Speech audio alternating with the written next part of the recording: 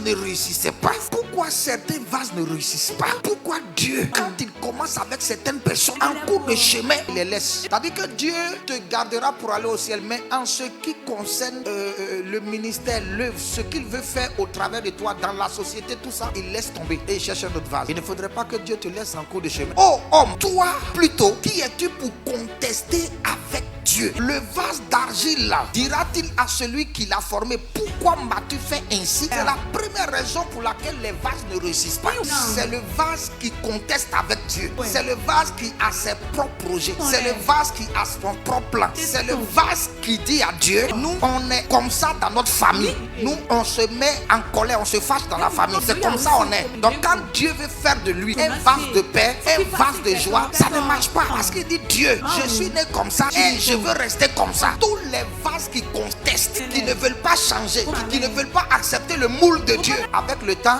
Dieu les met de côté. Je prie que Dieu ne te mette pas de côté. Je dis, je prie que Dieu ne te mette pas de côté. Dieu est en train de travailler sur certains vases. Pour certains vases, Dieu est obligé de prendre des mesures draconiennes sur certains vases, pour travailler sur eux, afin d'obtenir la forme qu'il veut. Mais il y a des vases qui contestent avec Dieu, des vases qui disputent avec Dieu, des vases qui disent, Dieu, je ne suis pas d'accord. La forme que tu veux me donner, je ne veux pas. Je veux telle forme. On dit, non Dieu, je ne veux pas rester comme ça. Je ne veux pas être ceci. Je ne veux pas faire ceci pour toi. Pourquoi tu m'appelles à travailler dans l'église comme quelqu'un qui vient nettoyer l'église? Non Dieu, moi je ne veux pas ça. Pourquoi m'as-tu forgé comme un vase de nettoyage de l'église? Je suis important, Dieu. Fais de moi un vase d'un apôtre. Je veux être vase apostolique. Je ne veux pas être vase qui essuie l'église. La Bible dit que les vases n'ont pas de choix. C'est le potier qui donne au vase la forme qu'il veut. C'est pour cette raison qu'il n'est pas facile d'obéir à Dieu. Se laisser conduire par le Saint-Esprit n'est pas une chose facile. C'est-à-dire que tu marches derrière le Saint-Esprit. Lui, il marche devant toi. Tu es derrière lui et tu le suis. C'est lui qui prend les décisions pour toi.